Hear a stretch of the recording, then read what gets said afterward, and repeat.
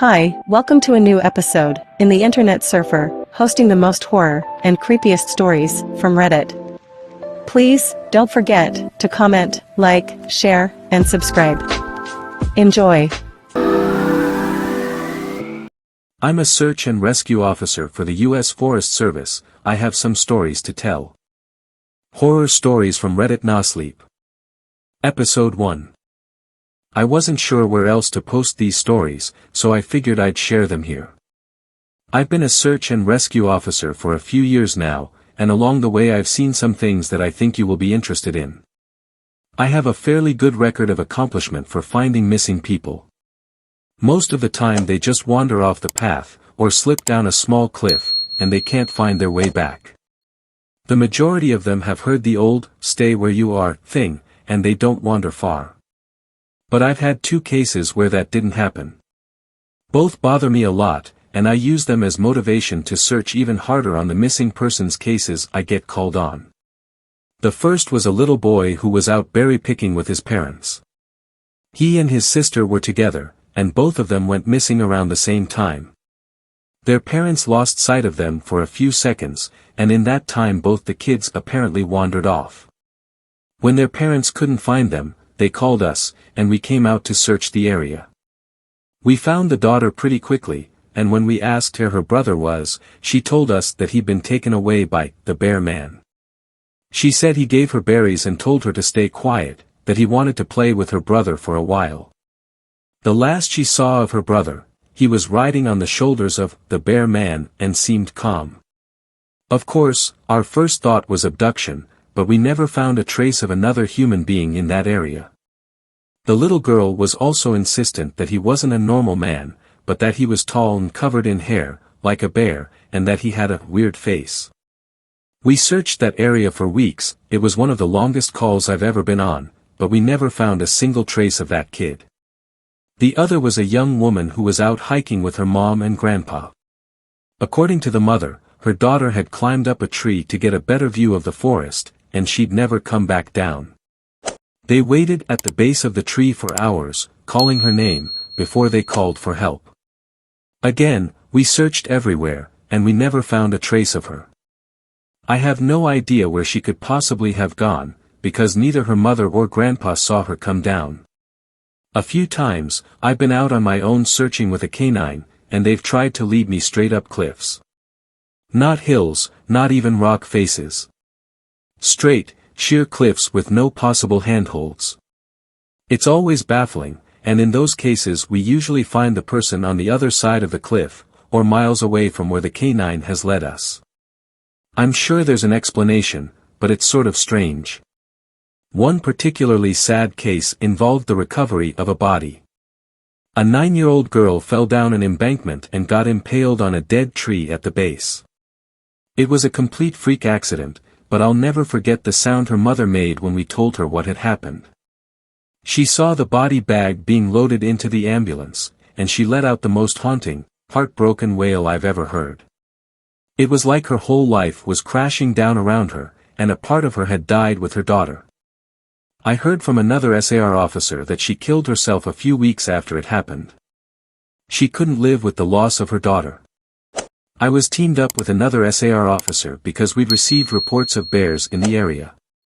We were looking for a guy who hadn't come home from a climbing trip when he was supposed to, and we ended up having to do some serious climbing to get to where we figured he'd be. We found him trapped in a small crevasse with a broken leg. It was not pleasant. He'd been there for almost 2 days, and his leg was very obviously infected. We were able to get him into a chopper, and I heard from one of the EMTs that the guy was absolutely inconsolable. He kept talking about how he'd been doing fine, and when he'd gotten to the top, a man had been there. He said the guy had no climbing equipment, and he was wearing a parka and ski pants. He walked up to the guy, and when the guy turned around, he said he had no face. It was just blank. He freaked out and ended up trying to get off the mountain too fast, which is why he'd fallen. He said he could hear the guy all night, climbing down the mountain and letting out these horrible, muffled screams. That story bothered the hell out of me. I'm glad I wasn't there to hear it. One of the scariest things I've ever had happen to me involved the search for a young woman who'd gotten separated from her hiking group. We were out until late at night because the dogs had picked up her scent. When we found her, she was curled up under a large, rotted log. She was missing her shoes and pack, and she was clearly in shock. She didn't have any injuries, and we were able to get her to walk with us back to base ops. Along the way, she kept looking behind us and asking us why that big man with black eyes was following us. We couldn't see anyone, so we just wrote it off as some weird symptom of shock. But the closer we got to base, the more agitated this woman got. She kept asking me to tell him to stop making faces at her. At one point she stopped and turned around and started yelling into the forest, saying that she wanted him to leave her alone. She wasn't going to go with him, she said, and she wouldn't give us to him. We finally got her to keep moving, but we started hearing these weird noises coming from all around us. It was almost like coughing, but more rhythmic and deeper.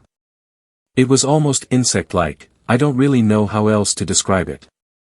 When we were within sight of base ops, the woman turns to me, and her eyes are about as wide as I can imagine a human could open them.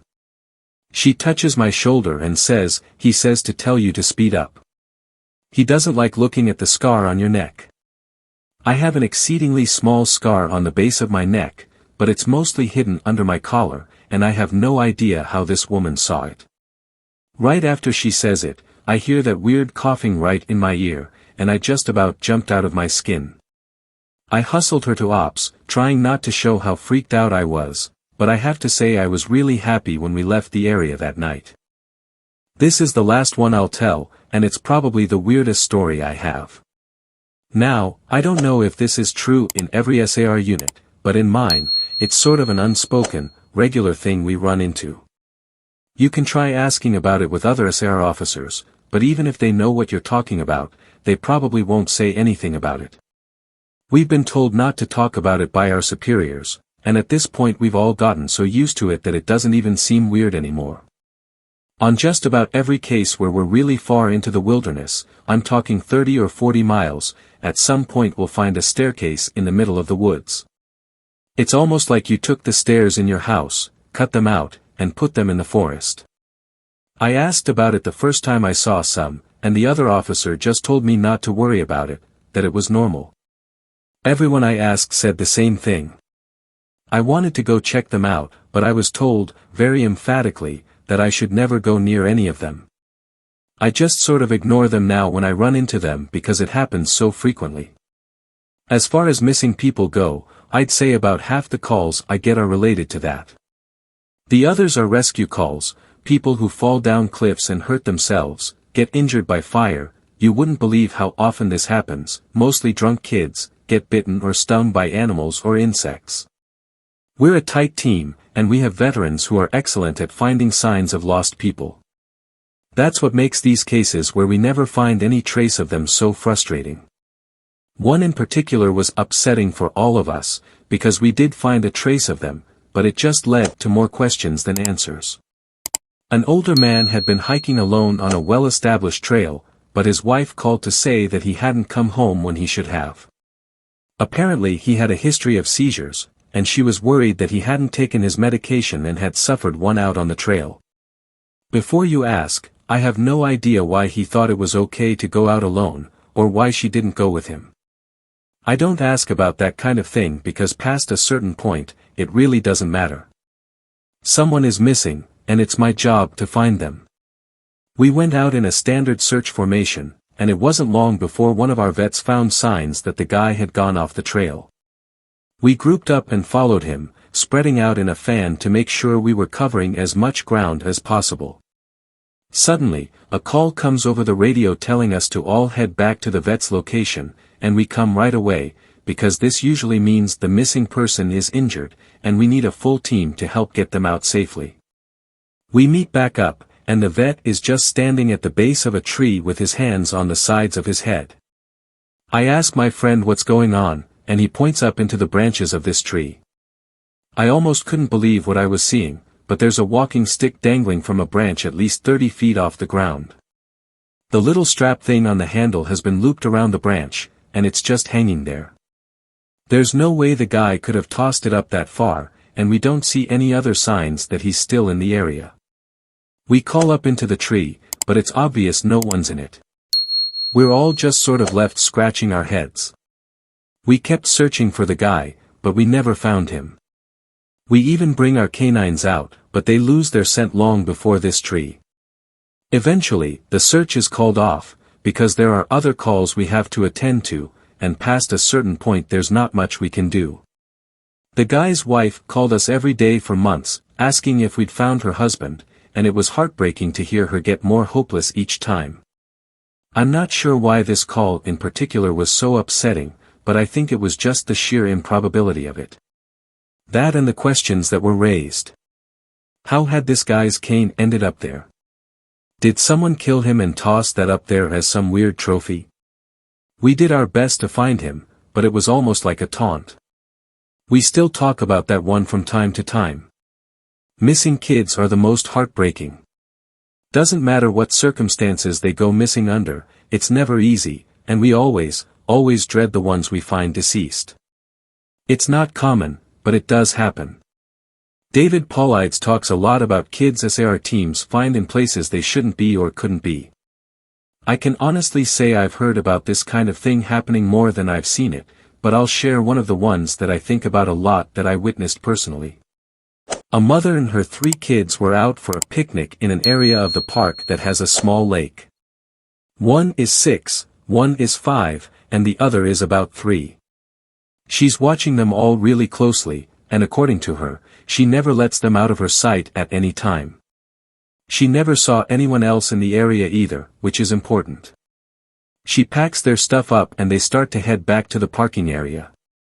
Now, this lake is only about 2 miles into the woods, and it's on a very clearly established trail.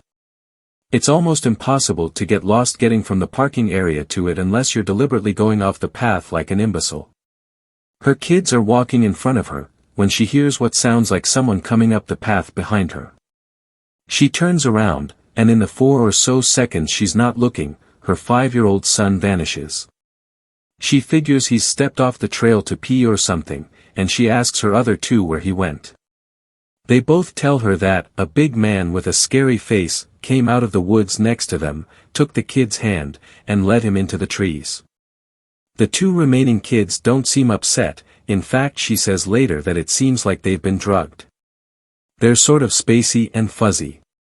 So of course, she freaks out, starts looking frantically in the area for her kid. She's screaming his name, and she says at one point she thinks she heard him answer her. Now obviously she can't go blindly running into the woods, she's got the other 2 kids, so she calls the police, and they send us out immediately. We responded, and we started the search for him. Over the course of this search, which spans miles, we never find a single trace of the kid. Canines can't pick up any scent, we don't find any clothing or broken bushes or literally anything that would signify a child being there. Of course there's suspicion about the mother for a while, but it's pretty clear that she's completely destroyed by the whole thing. We looked for this kid for weeks, with a lot of volunteer help. But eventually, the search peters out, and we have to move on. The volunteers keep searching, though, and one day we get a call on the radio letting us know that a body has been found and needs to be recovered. They tell us the location, and none of us can believe it. We figure it has to be a different kid. But we go out there, about 15 miles from the site where he vanished, and sure enough, we find the body of the kid we've been looking for. I have been trying to figure out how this kid got where he did ever since we found him, and I've never come up with an answer. A volunteer just happened to be in the area because he figured he might as well look in places no one else would think to on the off chance the body had been dumped. He comes to the base of a tall, rocky slope, and halfway up, he sees something. He looks through his binoculars and sure enough, it's the body of a little boy, stuffed in a little opening in the rock. He recognizes the color of the kid's shirt, so he knows right away that it's the missing boy. That's when he calls it in, and we're dispatched. It took us almost an hour to get his body down, and none of us could believe what we were seeing. Not only was this kid 15 miles from where he'd started, there was no viable way he could have gotten up there on his own. This slope is treacherous, and it's hard even for us with our climbing gear. A 5-year-old boy had no way of getting up there, of that I'm certain. Not only that, but the kid doesn't have a scratch on him. His shoes are gone, but his feet aren't damaged or dirty. So, it wasn't as if an animal dragged him up there. And from what we can tell, he hasn't been dead that long. He'd been out there over a month by that point, and it looked like he'd only been dead for, at most, a day or two. The whole thing was unbelievably strange and was one of the most disconcerting calls I've ever been on. We found out later that the coroner determined the kid had died from exposure. He'd frozen to death, probably late at night 2 days before we found him. There were no suspects, and no answers. To date, it's one of the weirdest things I've ever seen. One of my first jobs as a trainee was a search op for a 4-year-old kid that had gotten separated from his mom. This was one of those cases where we knew we were going to find him because the dogs were on a strong scent trail, and we saw obvious signs that he was in the area. We ended up finding him in a berry patch about half a mile from where he'd been last seen. Kid wasn't even aware that he'd wandered that far. One of the vets brought him back, which I was glad for because I'm really not good with kids, and I find it hard to talk to them and keep them company. As my trainer and I are headed back, she decides to take me on a detour to show me one of the hot spots where we tend to find missing people. It's a natural dip in the land near a popular trail, and people will usually move downhill because it's easier. We hike out there, it's a few miles away, and we get there in about an hour or so. As we're walking around the area and she's pointing out places she's found people in the past, I see something in the distance. Now, this area we're in is about 8 miles from the main parking area, though there's back roads you can take to get closer if you don't want to hike that far. But we're on state-protected land, which means there can't be any kind of commercial or residential development out here. The most you'll ever see is a fire tower or makeshift shelter that homeless people think they can get away with building. But I can see from here that whatever this thing is has straight edges, and if there's one thing you learn quickly, it's that nature rarely makes straight lines. I point it out, but she doesn't say anything. She just hangs back and lets me wander over and check it out. I get within about 20 feet of it, and all the hair on the back of my neck stands up. It's a staircase. In the middle of the woods. In the proper context, it would literally be the most benign thing ever. It's just a normal staircase, with beige carpet, and about 10 steps tall. But instead of being in a house, where it obviously should be, it's out here in the middle of the woods. The sides aren't carpeted, obviously, and I can see the wood it's made of. It's almost like a video game glitch, where the house has failed to load completely, and the stairs are the only thing visible. I stand there, and it's like my brain is working overtime to try and make sense of what I'm seeing. My trainer comes and stands next to me, and she just stands there casually, looking at it as if it's the least interesting thing in the world. I ask her what this thing is doing here, and she just chuckles. Get used to it, newcomer. You're going to see a lot of them. I start to move closer, but she grabs my arm. Hard. I wouldn't do that. She speaks. Her voice is casual, but her grip is tight, and I just stand there looking at her. You're going to see them all the time, but don't go near them. Don't touch them, don't go up them. Just ignore them. I start to ask her about it, but something in the way she's looking at me tells me that it's best if I don't. We end up moving on, and the subject doesn't come up again for the rest of my training. She was right, though. I'd say about every 5th call I go on, I end up running across a set of stairs. Sometimes they're relatively close to the path, maybe within 2 or 3 miles. Sometimes they're 20, 30 miles out, literally in the middle of nowhere, and I only find them during the broadest searches or training weekends. They're usually in good condition, but sometimes it looks like they've been out there for miles. All distinct kinds, all varied sizes. The biggest I ever saw looked like they came out of a turn-of-the-century mansion, and were at least 10 feet wide, with steps leading up at least 15 or 20 feet. I've tried talking about it with people, but they just give me the same response my trainer did. It's normal. Don't worry about it, they're not a big deal, but don't go close to them or up them. When trainees ask me about it now, I give them the same response. I don't really know what else to tell them. I'm really hoping someday I get a better answer, but it hasn't happened yet. This is another one that was less spooky and sadder. A young man went missing late in winter, when realistically no one should be going that far out onto the trails. We close a lot of them, but some remain open year-round, unless there's a lot of snow. We didn't opt for him, but we had about 6 feet of snow on the ground. It was an unusually heavy snow year, and we knew it wasn't likely that we'd find him until spring when the thaw came. Sure enough, when the first big thaw came, a hiker reported a body a little way off the main trail. We found him at the base of a tree, in a pile of melted snow. I knew right away what had happened, and it scared me. Most of you who ski or snowboard, or spend any amount of time on a mountain, will probably have guessed too. When snow falls, it doesn't collect as thick in the areas beneath the branches. It happens mostly with fir trees because they have a sort of closed umbrella shape.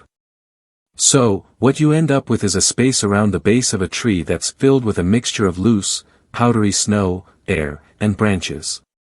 They're called tree wells, and they're not immediately obvious if you don't know what you're looking for.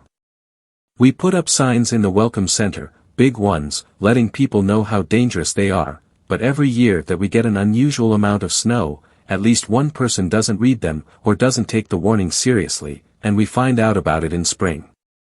My best guess is that this young man was hiking and got tired, or maybe a cramp from walking in the deep snow. He went to go sit at the base of the tree, not knowing that there was a tree well, and fell in. He got stuck with his feet up, and the surrounding snow caved in around him. Unable to free himself, he suffocated. It's called snow immersion suffocation, and it doesn't usually happen except in really deep snow. But if you get stuck in a weird position, like this guy did, even 6 feet of snow can be lethal. What scared me the most was imagining how he must have struggled. Upside down, in the freezing cold, he didn't die quickly. The snow would have formed a dense, heavy pile on top of him, and it would have been literally impossible to get out. As it got harder to breathe, he would have known what was happening. I can't even imagine what he was thinking in his last moments. A lot of my less outdoorsy friends want to know if I've ever seen the goat man while I've been out on calls. Unfortunately, or I guess fortunately, I've never had anything quite like that happen. I guess the closest was the whole black-eyed man thing, but I didn't see anything. However, there was one call where I had something kind of similar happen, but I'm not sure I'm willing to chalk it up to the goat man. We'd gotten a report that an older woman had fainted along one of the trails and needed assistance getting back down to the main area.